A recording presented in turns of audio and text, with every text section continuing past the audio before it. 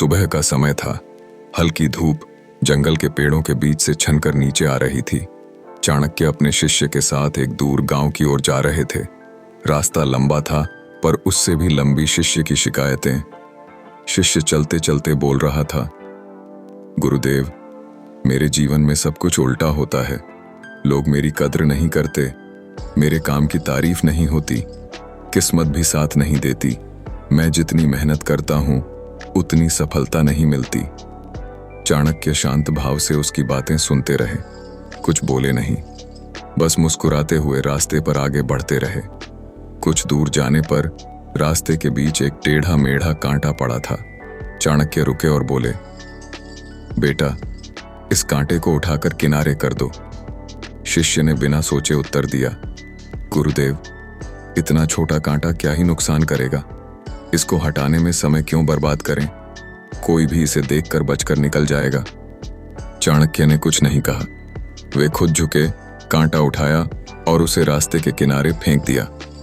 शिष्य ने हैरानी से पूछा, गुरुदेव, आपने यह छोटा सा काम खुद क्यों किया? यह तो मैं भी कर सकता था। चाणक्य धीरे धीरे मुस्कुराए और बोले, यही तो तुम्हारी समस्या है।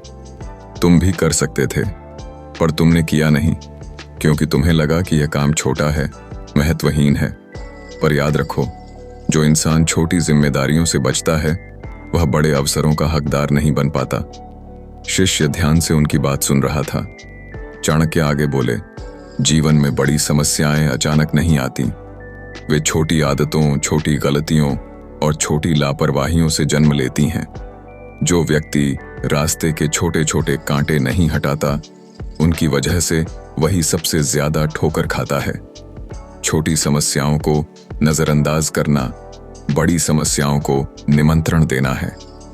शिष्य की आंखों में समझ की चमक आ गई। उसे एहसास हुआ कि वह छोटी छोटी बातों को हमेशा हल्के में लेता था, चाहे वह काम में लापरवाही हो, आलस हो या शिकायतें।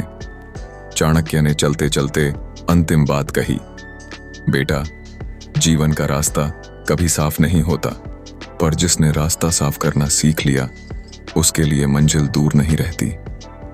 दोनों फिर आगे बढ़ गए, पर इस बार शिष्य चुप था।